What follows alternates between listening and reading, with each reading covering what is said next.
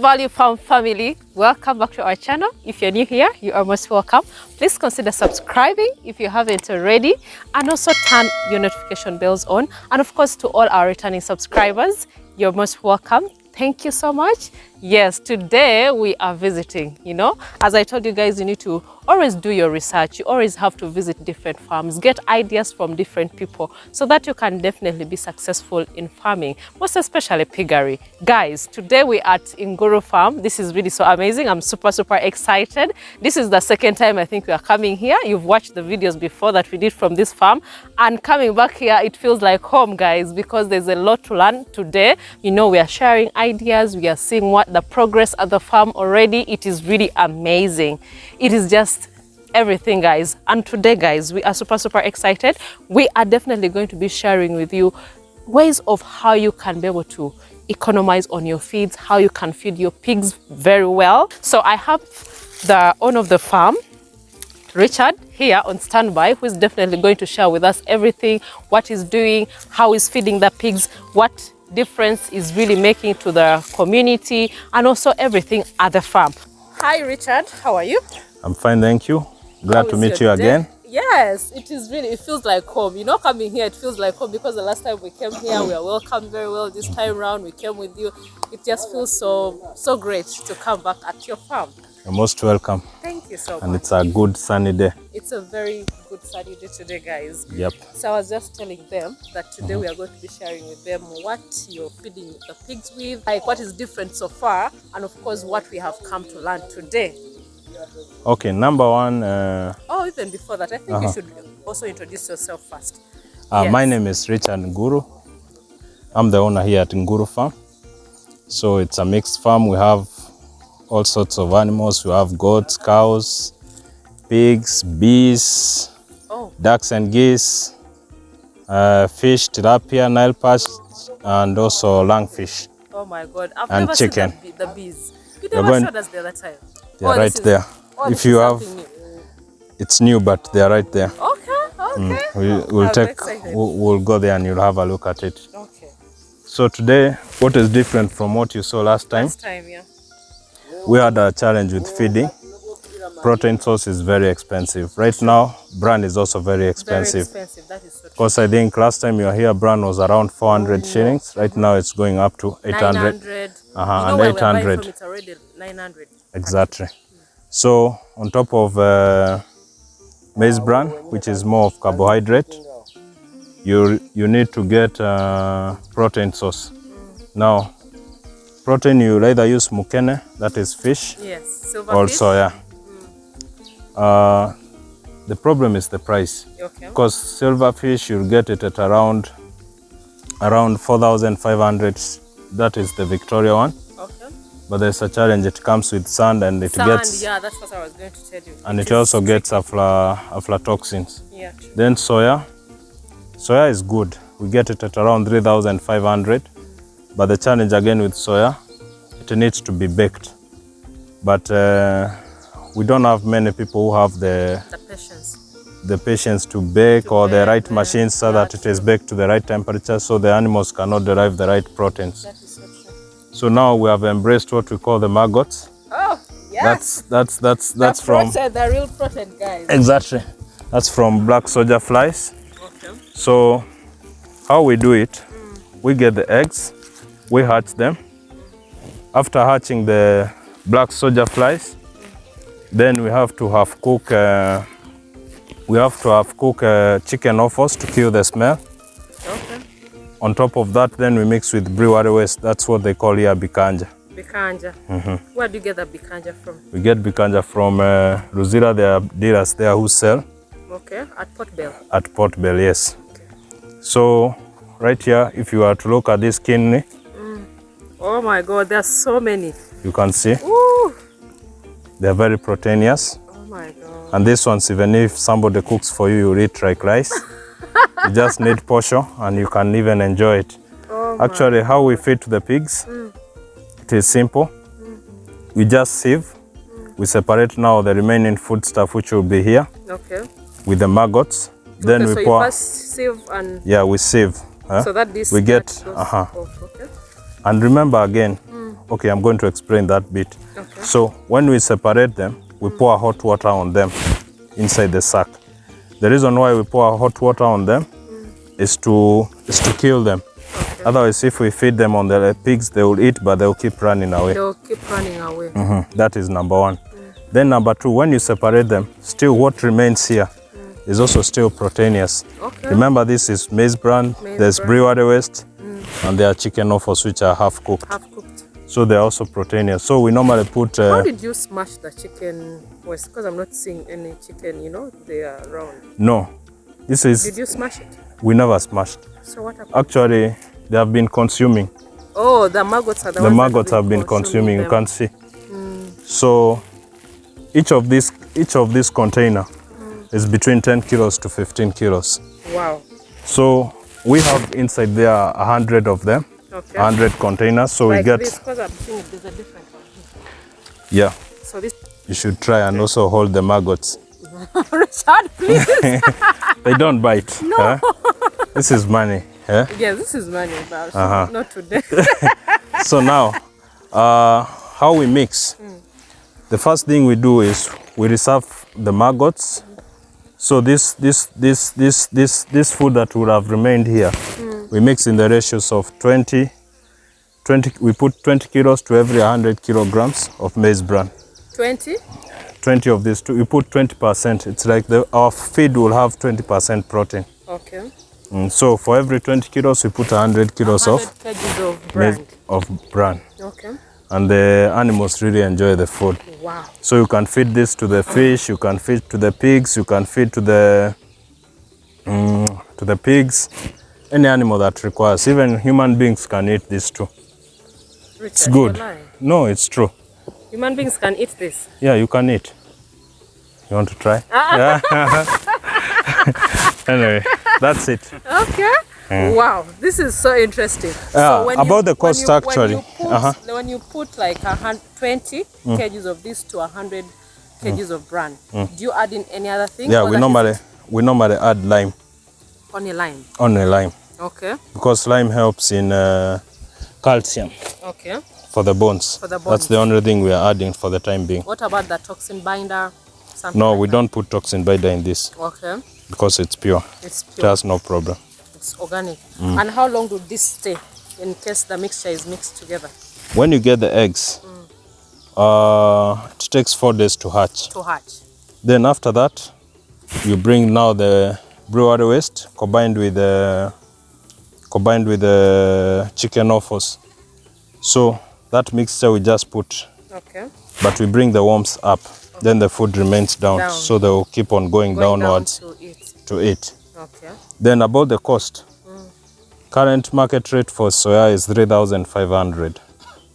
Mukene is 4,000 plus, but this one it's about 400 shillings. 400 shillings. So it will be 10 times cheaper getting this in terms of cost. In terms of cost, that means you're really cutting costs. Yeah, and they are easy. Yeah. And remember, this one just takes 10 days. 10 days to? Because it's 4 days, 4 days to hatch. Then you introduce the food. You let them be there for another 6 days. 6 days. Then they are ready to be fed to the pigs. Wow. So what I also wanted to know, after you've mixed the bran and this... And plus lime. Plus lime. Don't they get spoiled? They don't. They don't get spoiled? They don't get spoiled at all. Actually, for the worms, you can sun-dry them if you want the food to keep... For a long time? For a long time. Okay. But naturally, because we have high temperatures here, the moment you mix this with the maize bran, it will keep on evaporating any moisture which is there.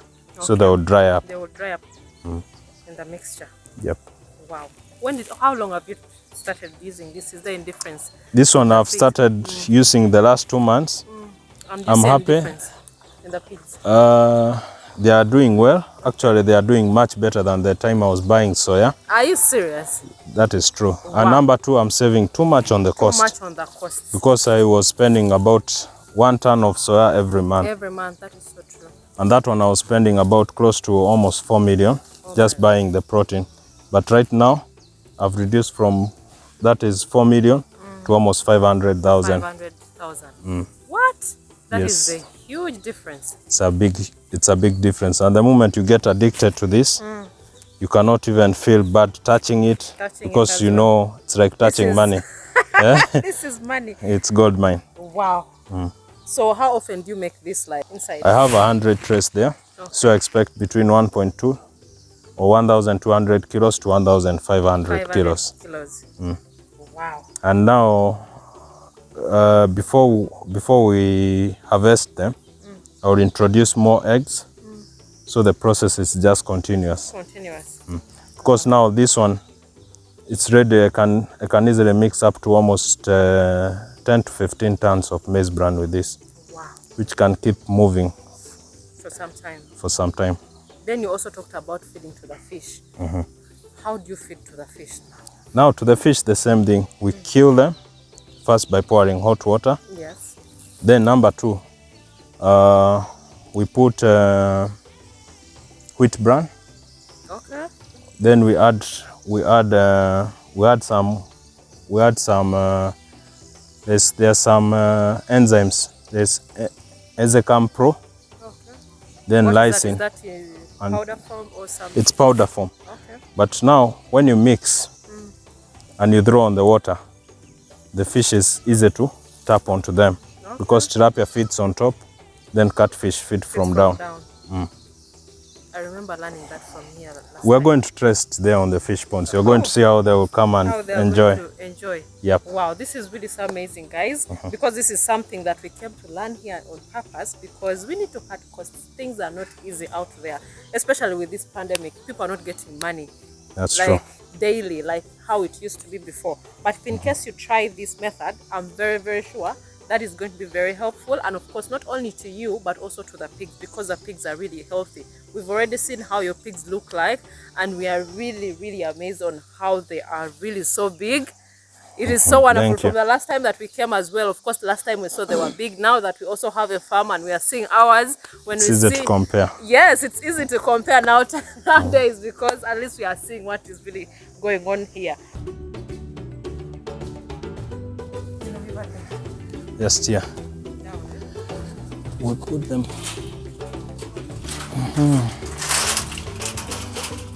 So we serve the cake trays.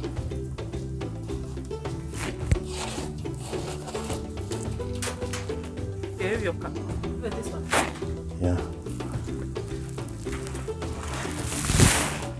Working at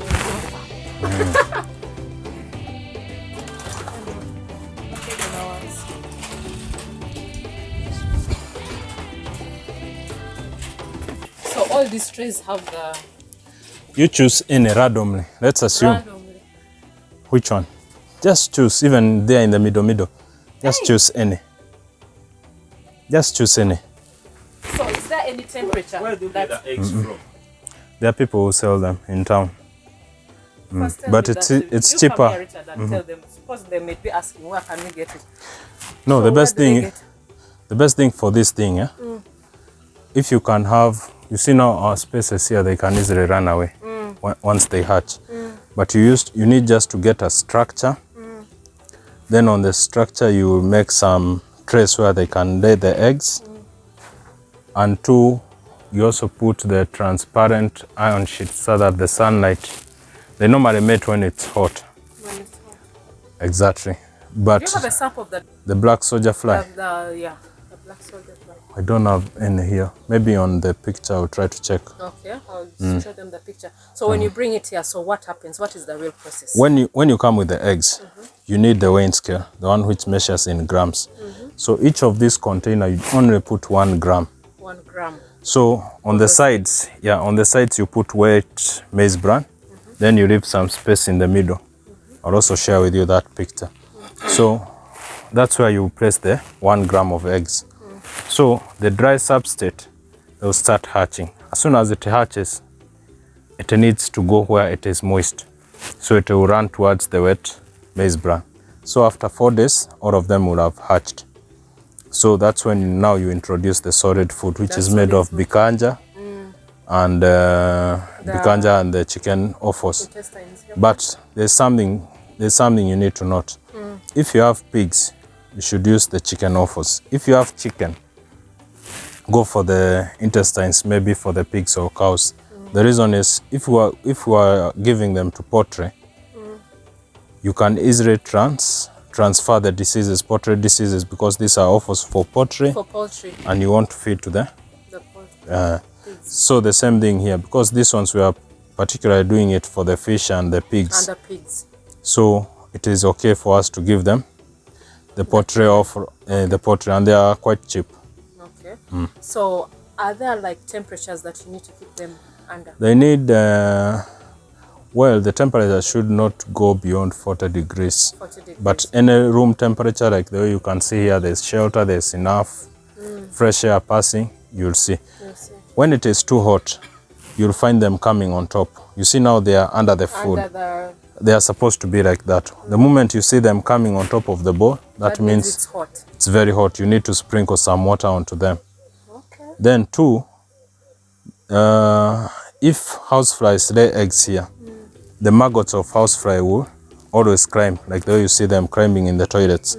So they will climb outside the container. But this black soldier fly, the maggots never climb out of the container unless the place is very damp and they can't breathe, so they are trying to escape.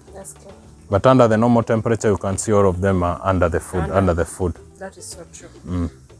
So how often do you feed the food, or that is it? No, that is it.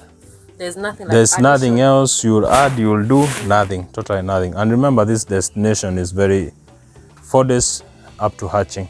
Then you add 6 days, it will be mature enough. Okay. Just 10 days, you have your protein.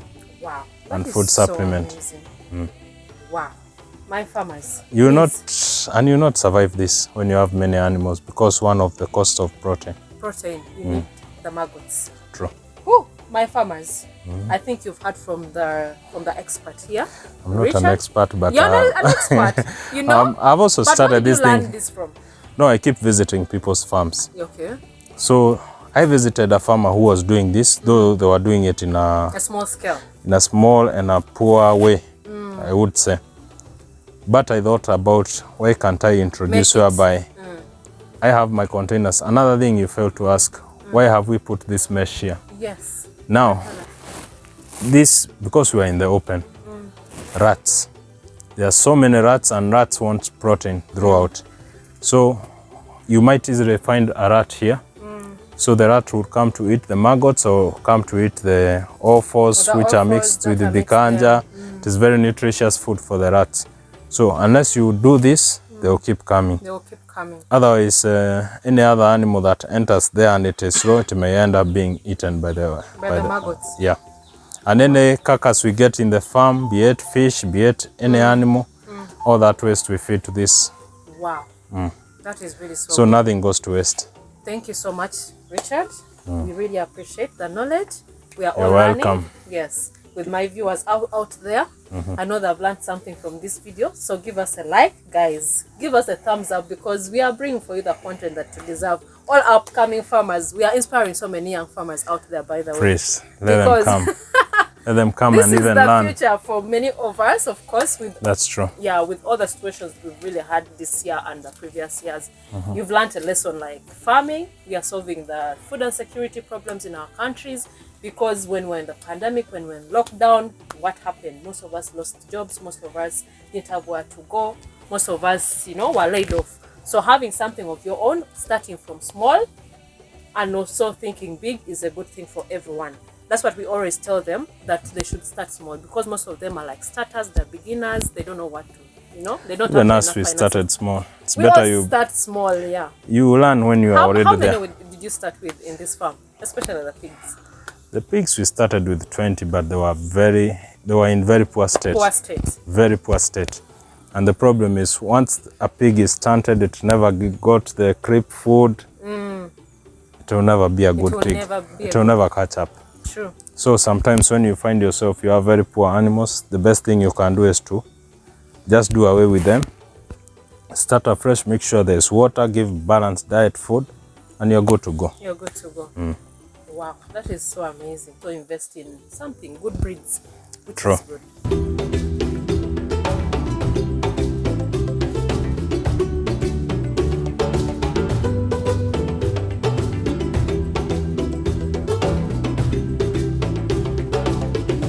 It is really so amazing, Mr. Richard.